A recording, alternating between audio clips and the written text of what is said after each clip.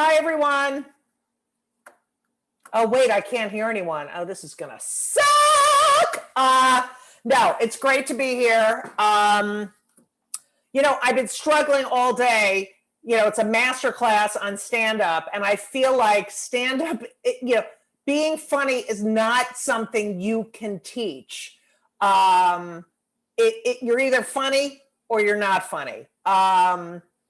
But the thing about stand-up comedy is that the only way to get better, to get good as a stand-up is to get on stage.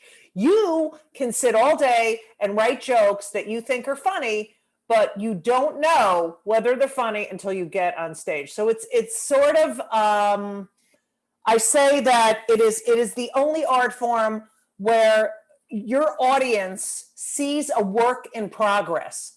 So, and the audience informs the comedian also informs the audience. So, if you were a painter and you were painting a masterpiece, if you were like a quarter of the way done, you would never bring in an audience and say, hey guys, here's my painting. And I was wondering, do you think I should put the sun here and the moon here? But with stand-up comedy, we need you. The audience informs you. So you can think something's hilarious and then get on stage that night and they have no idea what you're talking about. George Carlin said, a quote of his was, I think it's the duty of the comedian to find out where the line is drawn and cross it deliberately. And some people say there's a tagline to that, which is, and make you glad they did. And that's what stand-up comedy is. It is a buildup of tension and a release. That's what a joke is. It is a surprise. It is something that you see from a different perspective. And I think that, we're in a really weird period now with stand-up comedy, because what's happening is people are getting canceled because someone doesn't like one of your jokes. Now, if you go and see a singer who you love and they have a new song and you don't like it, do you then say, you know what, this person should never be able to sing another song? This stand-up comedy is so personal and it does push people's buttons, but that's what it's supposed to do. So I have a little syllabus here of what I want to talk about, but any comments you have or questions as I go along, I will check the chat room. So let me start with what is funny, okay? What is funny? Everything is funny. There is humor in everything, no matter how ornery, how horrible the situation, there is a joke, and that's how comics think. It's true that we're a small community and we say the most horrible things, but most of the time we only say it to each other because something horrible will happen and we will think in joke, and we know not for the civilians. We call non-comedian civilians. So what is funny? Everything. You can talk about any topic as long as it's a great joke. So when I say everything is funny, I mean you have to compose a real, more horrible the situation, the more subversive the topic, that's how much better the joke has to be. Because, spewing racial epithets, being a homophobe, a xenophobe, a racist, not funny. But those themes can be funny.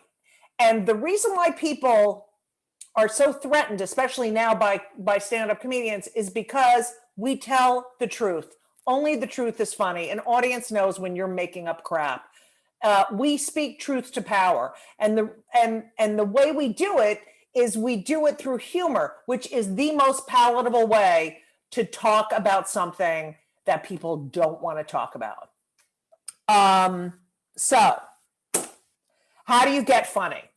Well, it takes about, I would say 10 to 15 years to even know what you're doing on stage, because you want to be comfortable.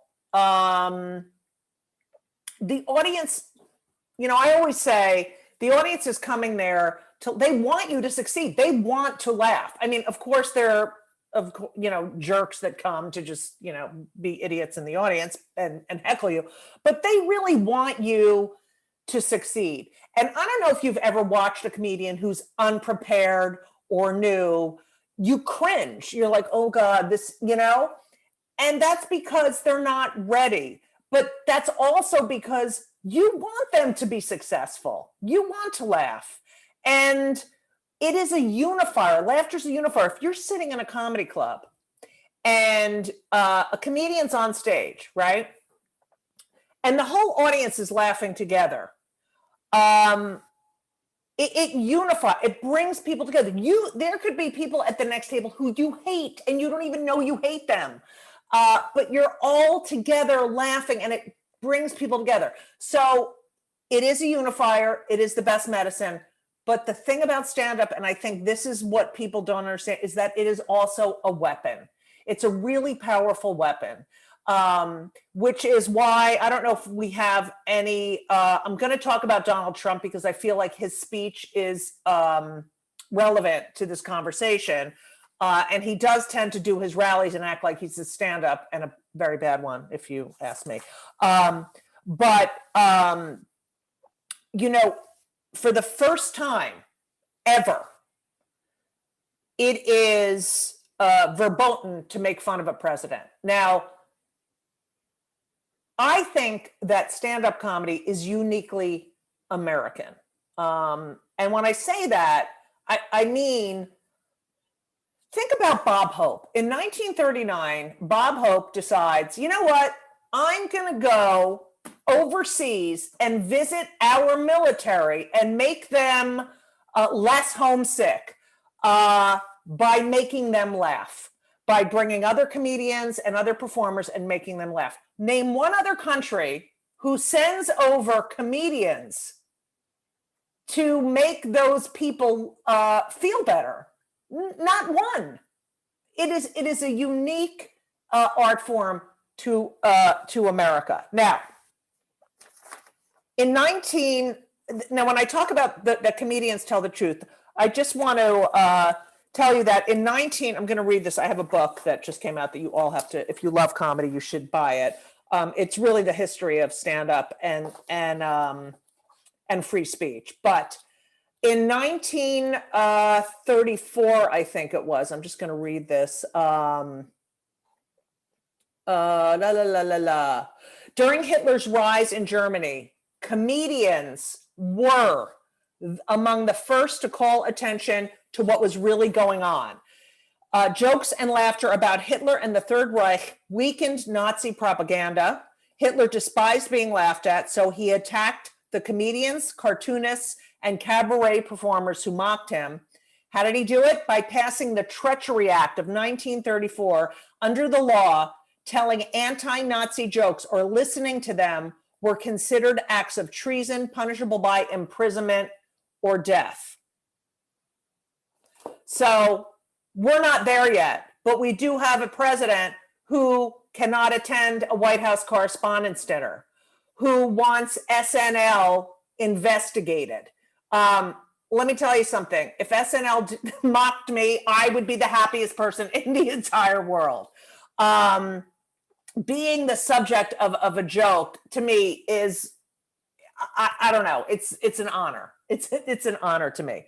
So we're at this point now where stand-ups are feeling threatened. And it's unfortunate because a lot of stand-ups are now pulling back and saying, uh-oh, I don't want to get in trouble, so I'm not going to talk about this. And that's where it is dangerous. That's where I feel like we get into a dangerous territory. So I'm just going to tell you a little story about about our government and politics. So we are allowed in this country to joke about politics. We are allowed, I mean, come on, you think of all the great comedians. Lenny Bruce, who was arrested for cursing, but what they really wanted him on was the topic, the stuff he was talking about, which was segregation and the Vietnam War and the government. And one of his quotes was, you know, if you, I'm paraphrasing, if you can't say fuck, then you can't say fuck the government. And this is where comedy becomes powerful. If you think about it, starting, I would say, with The Daily Show, it was the beginning where people were starting to get their only news from a comedian. So, and if you look at any talk show, like The View or The Talk or whatever they are, they always have a comedian on. Why? Because it breaks the tension, it disarms, and they, you know, they're going to say the thing that no one else wants to say. And that's what we do. You can't go up there being fearful. How do you become a better comedian? As I said, stage time. There's something you get from being on stage that you cannot get any other way. It's like working out. You'll hear a comedian talk, especially now during COVID. Now, COVID's been really hard because, I mean, it's hard for everyone. But when you think about it, it's the perfect palette for stand-up. Everyone is thinking the same thing. Everyone is in the same boat. And yet there's no place for us to perform. So that's what's sad about it. But, you know, people say, here's an example. Can you joke about COVID? Yes, you can joke about COVID. I have jokes about COVID. One of my jokes is, oh, it's not that bad. My car is getting 4 months to the gallon. Okay. So, I mean, so here's taking a topic that's not fun. People are dying, but yet you can find the humor. And it is healing. It's, you know, it's something my mother used to say, if we weren't laughing, we'd be crying. And that is what makes the best kind of comedy. So stage time. That is the key to being a great stand-up. Humor. It's called a sense of humor. It's called a sense. It's like any other sense. So you either like salty food, you don't like salty food. You either like sarcasm, you don't like sarcasm. You either like slapstick, you don't like slapstick. A good comedian will be able to tell why the audience is laughing. I watch people all the time. I don't think it's funny, but I know where the joke is. You know, I know I'll be like, oh, I can't believe they're laughing at this, but I know where the punchline is.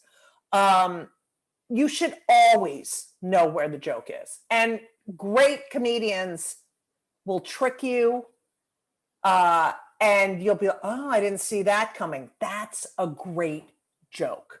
The most important things that come with stand-up, I think these are the three most important things: intent, context, and nuance. We're in a situation now where people hear a word and then they decide they're not listening to the rest of the thought. They're triggered. This whole thing annoys me. I can't even tell you. I'm trying to be really nice about it, but it's so annoying. So someone hears a word, they decide they can't listen to the rest of the joke or the rest of the thought, okay? That word may be the entire point of the joke. It may be you're enlightening someone about that word, and yet they will not listen. So a comedian's intent is really important. When if you murder someone, if anyone has murdered anyone, and you go on trial, your sentence is determined by intent. Yet audiences are now taking intent at, not even taking that into consideration. So what is your intention when you are writing a joke? What are you trying to say? You have to have a clear point of view, and you have to also know what you want them to be laughing at. So if I do a joke about being Jewish, since we're at the 92nd Street Y, I do a Jewish joke and all the Jews are hysterically laughing. And then I go another night and it's all non-Jews and they're laughing, but they're laughing for the wrong reason. That's where I draw the line. And that's where I will call them out. But to me, that's the only time you should really be concerned, is when they're laughing for the wrong reason. Context. There are so many times where someone will retell a joke or say something on Twitter or social media, and the joke is out of context and it's not funny. So you need context. It's really, and it's with anything. It's with fighting with your partner. It's like you're taking that out of context. I meant this, I meant that. It's the same thing with a joke. Nuance, so important. Comedy is very musical. And here's another problem with COVID. I do all these Zoom shows, right? And then they mute everyone and I can't tell when they're laughing. And a comedian who's on stage, it's sort of a give and take. It's very rhythmic. A syllable can ruin a joke. Like if you put an "and" in the wrong place or you add a syllable, it can ruin a joke. If you've used a word, I'm trying to think of a word. If you use the word television, and then 3 minutes later you have another joke and I would use the word TV. You don't want to, it will ruin the rhythm. People will be like, oh, I already heard that. It's a brain thing. So you try not to repeat a thought or, a word right after another. And there are little things you only get from being on stage and realizing, oh, I should have taken that word out. I should have added this word. Okay. So when you're on stage and you are telling your jokes and the audience is laughing, you then have to decide, when am I going to tell my next joke? And that's based on how the audience laughs. And different audiences laugh. I mean, you go to a Jewish audience, they'll nod, but you have to figure that out while you're on stage, and that sort of sets the pace for your act. So I just did this show in Israel last week, and they had no one, everyone was muted, and there was one woman who was like, loved me, and she was like, ah! And she kept going like that, and I knew when she came down, that was when I had to start my next joke. But I couldn't hear her laughing at all. But you have to realize, when you're doing stand-up comedy in a club, there are so many distractions. There's waiters, there's servers serving drinks. There's people getting up and going to the bathroom. There's, and that's why you have to get on stage as much as possible, because you want to be able to, you have to always address the elephant in the room, and you also have to be able to deal with distractions and then get back on path. Okay. So, I'm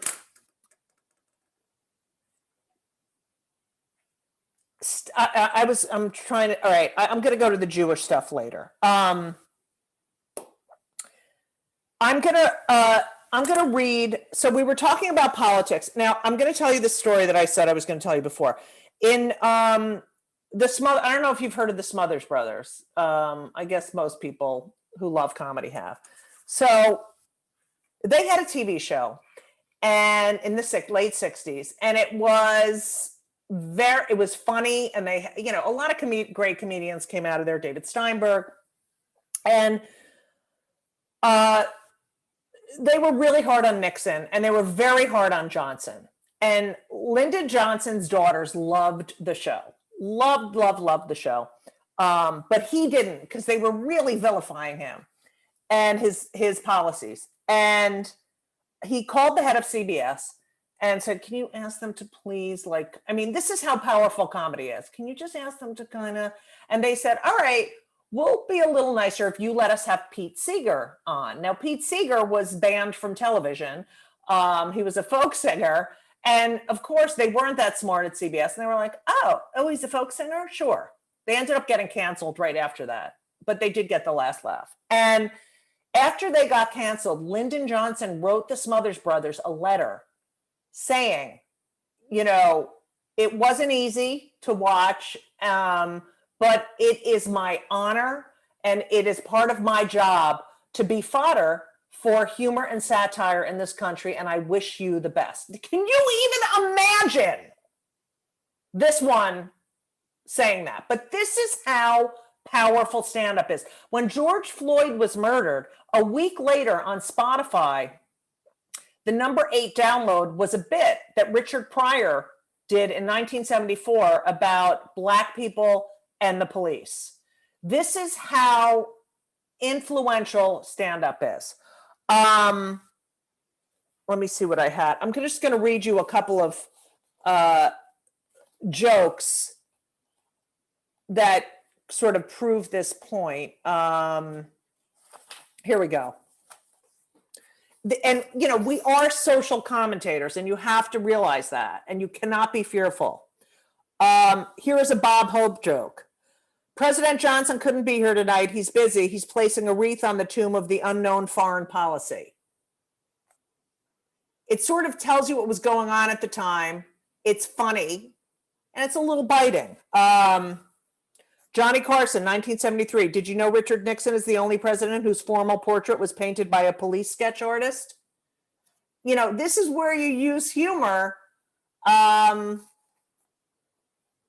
to teach in a way. Mort Saul, Reagan won because he ran against Jimmy Carter. If he'd run unopposed, he would have lost. Dennis Miller, 1991. Now this is an example of, you know, things we're not allowed to talk about anymore. Dennis Miller, 1991. Now let me get this straight. Bush is anti-abortion but pro-death penalty. I guess it's all in the timing, huh? Now, you know, someone today, oh, that's terrible. You know, it's ridiculous. These are great jokes. David Letterman. No move ever goes smoothly. Today, Clinton's brand new desk arrived. He had to send it back. Apparently not enough headroom. Here's one of my jokes I did in 2000. I performed at a Democratic fundraiser in Miami Beach a couple of years ago, and I performed for Bill Clinton. I did stand-up comedy for him as well. That's, you know, these are ways of saying what you want to say, but saying it in a joke. Margaret Cho, funny joke, 2003. George Bush is not Hitler. He would be if he applied himself. Conan O'Brien, 2012. Tonight, President Obama and Mitt Romney debate foreign policy. Pundits say it will be close, but it will probably go to the candidate who wore the I killed Osama bin Laden t-shirt. So this is where you're funny, they're great jokes, they're short, and they're saying something. It's not just, you know what I'm saying? Okay. The makeup of a stand-up comedy show, I just wanted to get this in here. Usually when you go to a comedy show, you have an MC, you have a feature act, and you have a headliner. In New York and in other places where comics spend all their time working out their material, like in New York and LA and Chicago and, you know, other places, they have showcase clubs. So you'll go to a show and everyone will do 20 minutes. But if you went out to like Caroline's or some sort of show like that, you would have an MC, you would have a feature, and you would have a headliner. The unfortunate thing is that MCs are probably the most important element of a show. And yet in our culture, we give it to the least, not qualified, but the least experienced, because most people don't want to MC. I spent the first 10 years maybe emceeing, because you learn so much. You get so much stage time, and you learn how to bring an audience back after a comedian hasn't done well. You learn how to isolate your jokes so that, say you have a minute in between acts.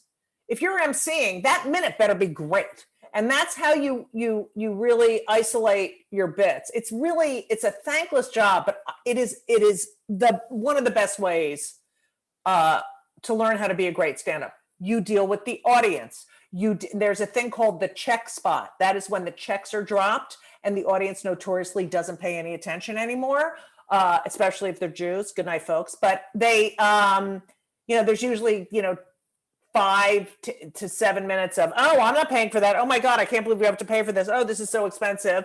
And that's a really hard spot. A good club will wait till the end of the show to drop the check, which the only club that does that is the Comedy Cellar. Every other club will have a check spot. And if it's a regular show where it's an MC, a feature, and a headliner, the headliner will have to deal with that. If it is a showcase show, they'll do it between the third and fourth act, and the MC will have to stand there while they drop the check. In years ago, the MC, when I first started in the 80s, was the star of the show. That's the way it always was, and I think that's the way it is in the UK. But I used to go to Catch a Rising Star. Richard Belzer was the MC, Adrian Tolsch was the MC, and it was sort of like it was their night.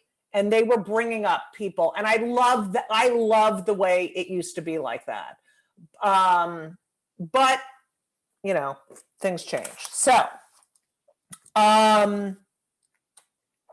stereotypes. This is something I talk a lot about in my book.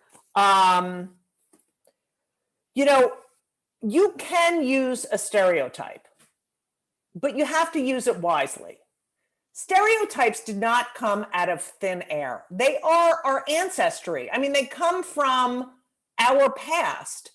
You can't deny that there's so many stereotypical things about me. When I used to talk about my mother on stage, God rest her soul, I used to do so many bits about my mother. And at one point, the Jewish Daily Forward, a woman from the Jewish Daily Forward was like, how you're promoting a stereotype. How dare you? And I was like, I'm literally imitating my mother verbatim the way she said it. And if you think that's a stereotype, then that's your problem. It's not my problem. If you're going to do a stereotype, it will serve a purpose. For example, okay? If you talk about someone's stereotypical behavior, that is about that person and not about the entire group of people. So you would have to use it wisely. Because I'm telling you, if I said this guy had on a tanked tee and he's really hairy chat. There's ways of doing it where you can describe a person. Here, I'll tell you, 132 is my stereotype. I didn't have sticks. All right, here it is.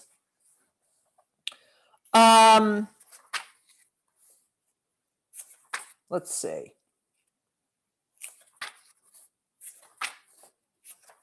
If I do a joke where I am talking about someone's Asian mother, okay, and you say, the kind of woman who blank, she, a tiger mom or something like that, you're using it as a descriptor, but you cannot deny that we have certain traits. It's just the way it is. So if you're going to use a stereotype, you have to use it wisely, and not generally. That's the thing. The more specific you are in a joke, the funnier the joke will be. Generalizations are not funny, okay, here we go. The thing also about using stereotypes, and the thing about stand-up, people always ask me, why are there so many Jewish comedians? Notoriously marginalized people are funny. Jews used humor. I mean, they were putting on shows in the concentration camps. I mean, it is a coping mechanism, but again, as I said, it's also a weapon. So, which is why Hitler and Orange, can't handle it. It's very disarming. You have to be self-aware. You have to be able to be disarmed. Laughing is sort of giving someone else power. So that's why some people feel threatened by it. But the thing about stand-up, I'm looking at this, everyone is so different on this gallery view, and everyone has a story. But when you get up there and you do stand-up and you talk about your life in a way, and you talk about your crazy immigrant dad, or your depression, you are humanizing something. You are teaching people, you're letting people see the world through your eyes. I talk about in my book, there's a bunch of disabled comics that go on stage and they talk about their disability.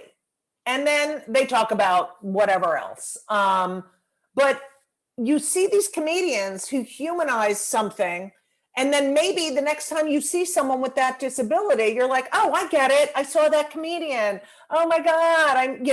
It really is so powerful. I came out of the closet on stage in 1996-ish when I had kids. Thank you, Milo Perry. There had been other comedians who were out, but they were really just working in gay clubs because it was really unsafe. My friend Bob Smith did work the straight clubs, but it was hard, for them because they would get pigeonholed. But I'll never forget, I had gone on stage and I would talk about my family. And after a while, people forgot that, I was gay. It was like, oh, she has the same issues as we have. So in the early 2000s, I used to do this bit about how gay people can't get married because I was so annoyed that, we couldn't get married. And I started talking about all the people that can get married, but I can't. Like Eric and Lyle Menendez murdered their parents while they're sitting there eating ice cream, and they can get married in jail. And they have more rights than I have. Mary Kay Letourneau, she can marry her 12-year-old student, but I can't, Jerry Sandusky, he can molest young boys and get married, and so I would do this whole bit, and I'll never forget, I was in Houston of all places, and some military guy comes up to me, he's like, I never really thought about it like that, but I see why you guys want to get married now. And it was like, that's the power of stand-up. A young African-American gets on stage and starts talking about his dealing with the police or dealing with racism. Just think of all the comedians. Think of Norman Lear and how he got away with talking about such subversive topics because we were invested in the characters. There was an episode of Maude. I don't know if the young people remembered Maude, but I went and watched it. I remember when I was a kid, there was an episode of Maude on, and where she decides to terminate her pregnancy. She decides to have an abortion. She's already a grandmother, and she's 47 in the episode, which I wanted to kill myself after I found that out because, I thought she was like 70 when I was a kid. Anyway, so she decides to have it. It's a two-parter. And at the end of the second, and the whole thing is that she thinks her husband, Walter, wants to have the baby, and Walter thinks she wants to have the baby, and it keeps going back. So she's having it for him, and he's supporting her because he thinks she wants it. Anyway, at the end of the second episode, and then this is a topic that he was allowed to talk about because we loved those people. They were part of our families, So at the end of that second episode, they realized that the other one, that they really, both of them didn't really want to have another baby. And they hug, and Maude says to Walter, "Are we doing the right thing?" And Walter says, "We are doing for the right thing for our family in our private life right now." And that's how the episode ended. They never said the word abortion. They never said it. That would never get on the air today. All in the Family would never get on the air today. And these were characters who we knew, and we were able, he was able to tell stories through humor, through comedies. And, George Jefferson with his quips, using them back at Archie Bunker. You saw how Archie would be like, "Oh, well, whatever, I give up." But that is the power of stand-up. So you can change people's minds. So if you are writing material about your life, make it personal, make it, specific.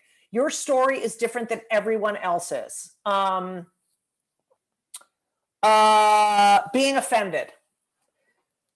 If you go to a comedy club, this is one of my quotes in the book of my friend Eddie Sarfati, but if you go to a comedy club and get upset that you're offended, that is like getting on a roller coaster and getting upset that you got scared, okay?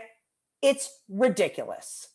You cannot worry about there's always going to be someone who is going to feel offended or not get the joke. Too bad. Go on Yelp. Do you ever go on Yelp and there's, you'll see like your favorite restaurant, 5 stars. And then there's always some miserable, I went in and they didn't seat me right away. And there was a draft and I said, "Can I move the table?" And they said, "No, that's reserved." And the entire time, no one sat, and then they were this whole diatribe, and they do 1 star and bring the whole rating down of the entire restaurant, Too bad. That's where intent comes in. Too effing bad. You cannot worry about, someone will always be overly sensitive. The other thing to remember is that I always say, people get offended. No one was thinking about you when they wrote the joke. No, you weren't even a part of the process. So the world does not revolve around you. So too effing bad. I'm going to get into social media in a second, but I wanted to use this example as the power of a great joke. Okay. Now, do you know Paul Rubens, right? Okay. So everyone knows, I see a lot of people nodding. And you know that he was arrested, Pee-wee's, he did Pee-wee's Playhouse. And then he was arrested for being in an X-rated movie theater, doing what you're supposed to do in an X-rated movie theater. Okay. He then loses everything. He is persona non grata. He has to go hide. And he is nowhere to be found, but he's beloved. He is beloved. He spends his community service time helping kids. He is, a great person. He did this one bad thing. It wasn't even bad. It is what it is. On September 5th, 1991, this was all people thought about whenever they heard his name. During the MTV Video Music Awards, Paul Rubens entered to a standing ovation walked to the podium, leaned down toward the microphone and said, "Heard any good jokes lately?" And it released all the tension. It gave him all the power. It disarmed everyone. And that is the power of comedy. When Richard Pryor doused himself with rum and lit himself on fire, what did he do when he got back on? First thing he talked about when he got back on stage was that. Here's his joke. Why me? 10 million motherfuckers freebasing and I'm the one who blows up? When that fire hit your ass, it will sober your ass up. Quick. I saw something. I went, well, that's a pretty blue. You know what that looks like? Fire! And he goes on and on and on. This is what is so great about stand-up, and this is why you should not be afraid. I'm going to get into the social media, and then I'm going to look at your questions. But here's the deal with social media: there's no nuance in a tweet.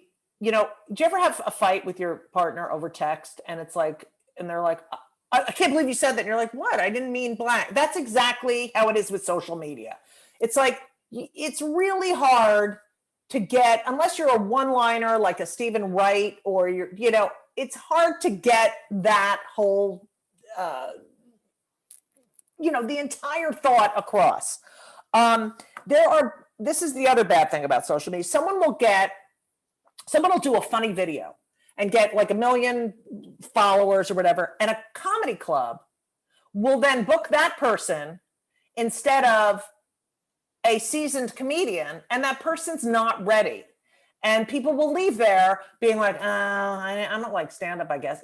This is what is, it's sort of polluting stand-up. If you're a female, people always talk about women comedians. And I want to say, when I started, I used to call clubs when I first started, and I would call the club and I would say, this is before social media, anything, no computers, nothing, no email.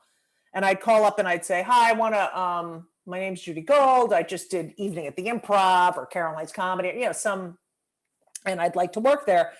And I can't tell you how many times I heard, oh, we had a woman here 4 months ago and she didn't do well, so we're not hiring any women. This is ridiculous. And it's not, we've gotten better, but we haven't gotten there. When a comedy show has 3 women, they call it Ladies Night Out, a special event. When a comedy show has 3 guys, it's a comedy show. And women notoriously, and this is something you should remember, if you look different, I mean, I'm really tall. I used to get on stage and address that immediately so I could just be like, yeah, I know I'm tall. Okay, I know I look like everyone thinks I'm a transvestite, whatever. I would get that out of the way. Jean Carroll was was probably the first legitimate stand-up. A lot of people don't know her. And she would get on stage, and basically women would get on stage and do something self-deprecating, like, oh, I know I should be, oh, can you believe I'm doing this? My husband, I should be over, cooking dinner for my husband. And it would just get it out of the way. Get it out of the way. And that's what anything like that, if you're in a wheelchair, how are things rolling? Whatever. You have to get it out of the way and address it so you can then do your act. Okay. No topic. Here's another story I want to tell you, and then I will take your questions. Gilbert Gottfried. Now, do you know the Aflac story, right? Everyone knows that he did some jokes on Twitter about the tsunami before anyone knew how bad the tsunami was. His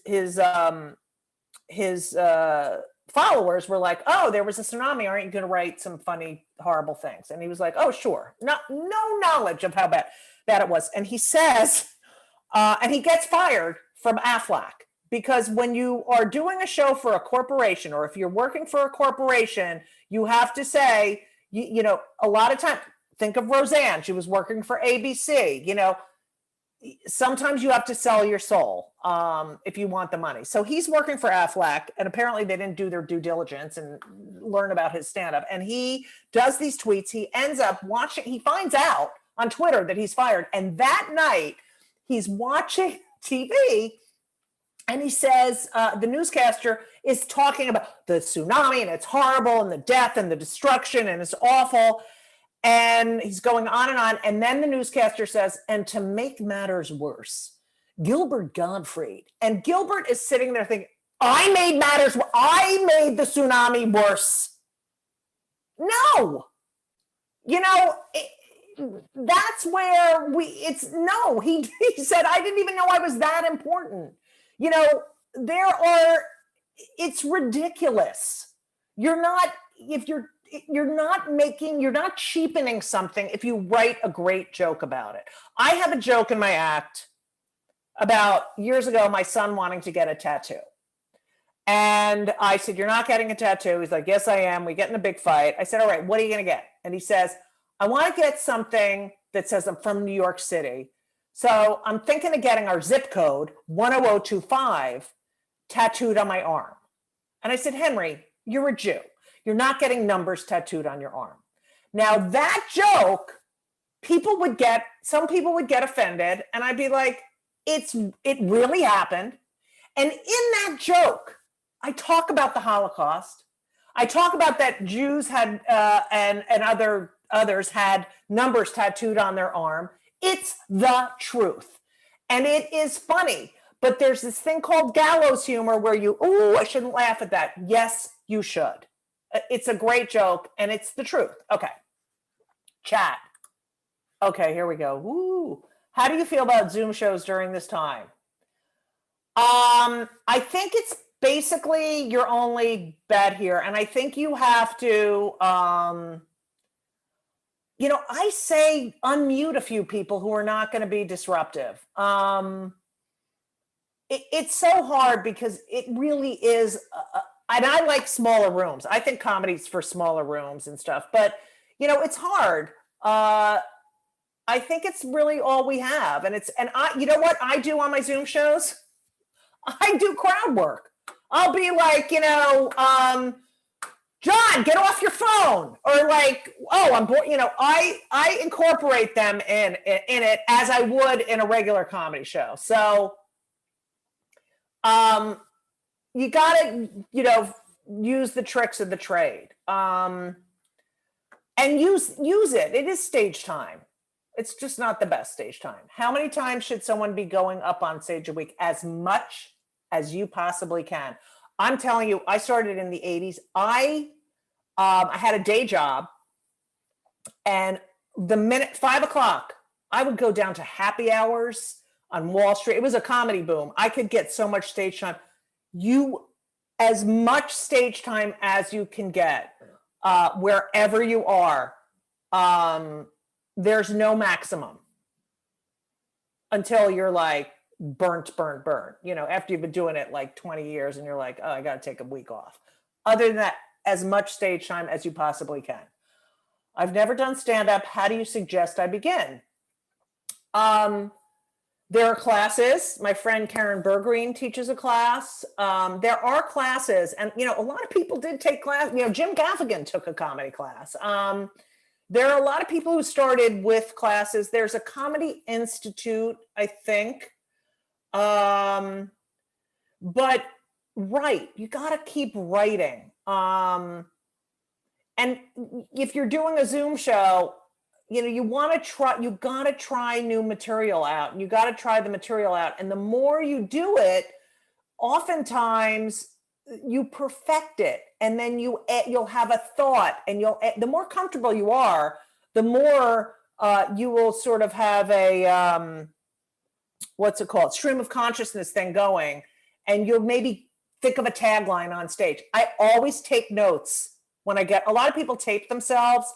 I have two sides of my notebook. One side is what jokes I plan on doing that night, and the other side are new jokes, things I learned from that set, anything like tagline for this, move this joke to after that. And I just keep my notes over there. Oh, Brett Singer, book is great, highly recommended. Yes, I can say that. When they come for the comedians, we're all in trouble. It really is a good book, and you'll learn a lot about how can I best prepare for a position of becoming one?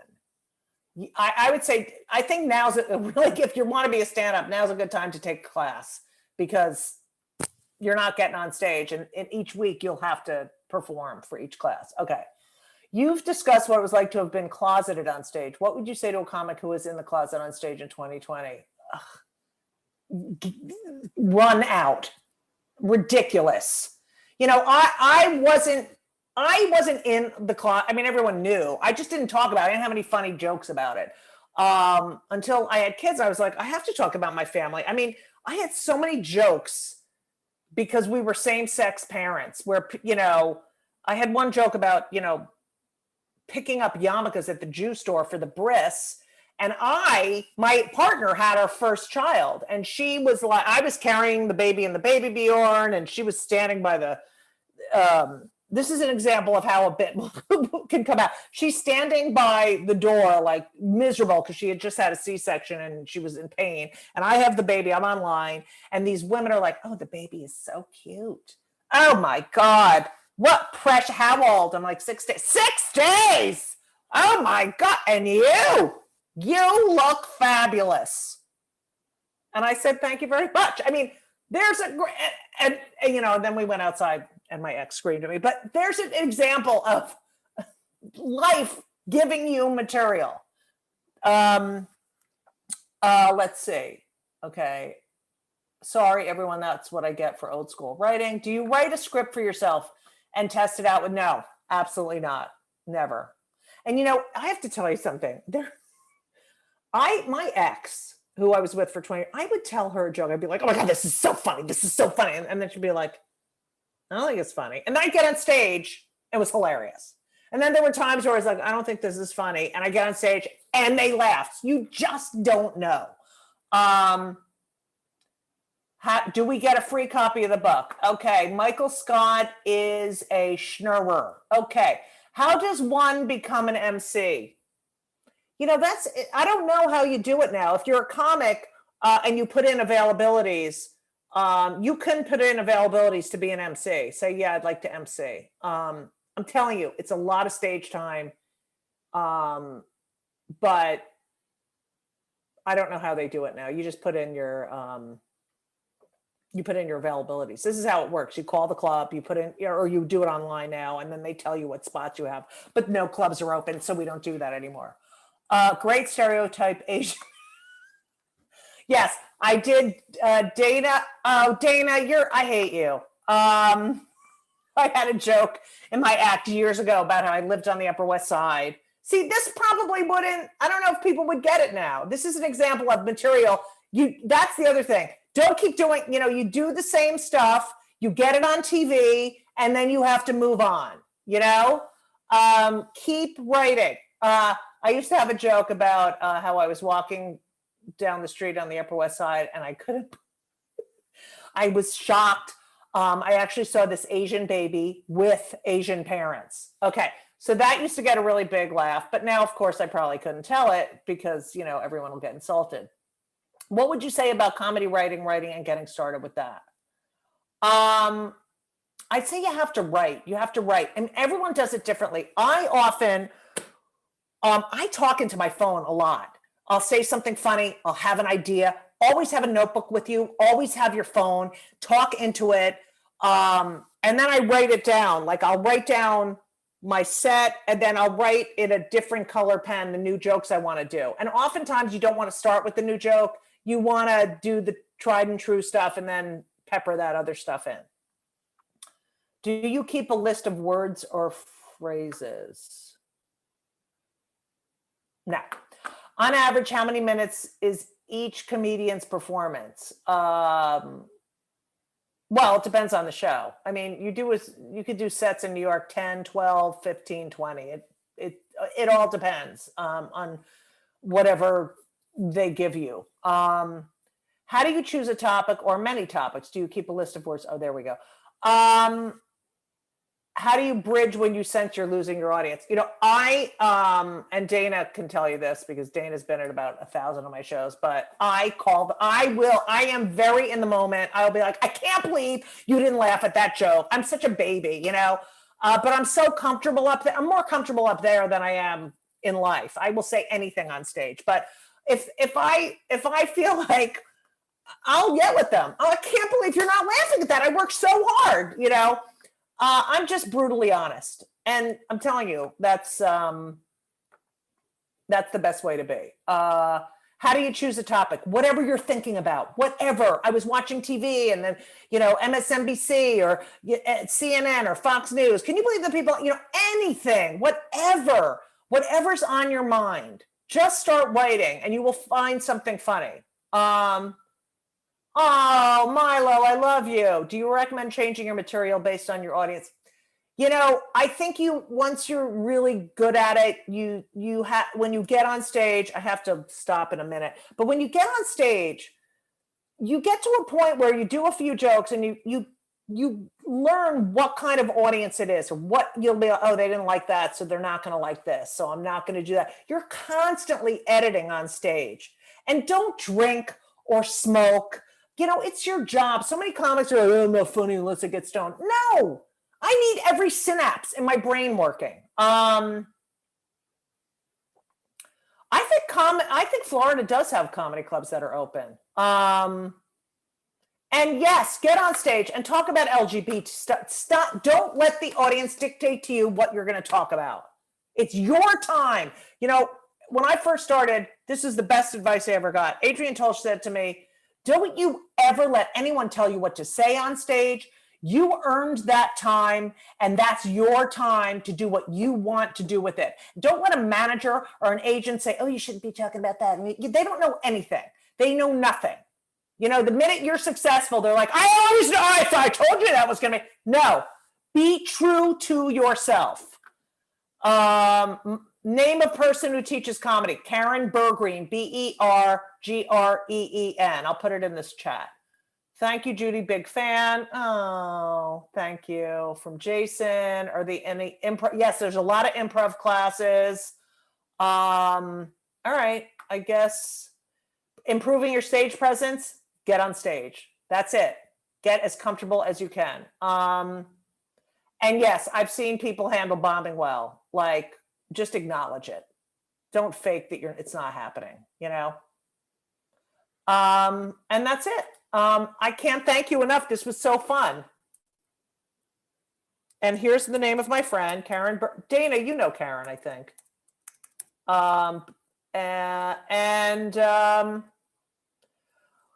This book will teach you, I'm not kidding. I'm not just being this book will teach you a lot about, it's really a love letter to stand up. It's an argument about what you can and cannot say on stage. And the audiobook is great. It was in the New York Times Book Review. But if you want to learn about stand up, yes, I can say that is my book. All right, I'm done. Oh, Dana said the book is a masterpiece. And it's not my only book, but yeah, that's all right. There's links on my website, judygold.com, if you want to buy the book, or they just put an Amazon link. But that's it. I hope you enjoyed it. This was so much fun, even though I couldn't hear anyone and I got no feedback. So we accomplished something. So thank you all. Mwah! Just be funny. Just don't worry and just keep laughing. And don't let anyone tell you what you can and cannot say.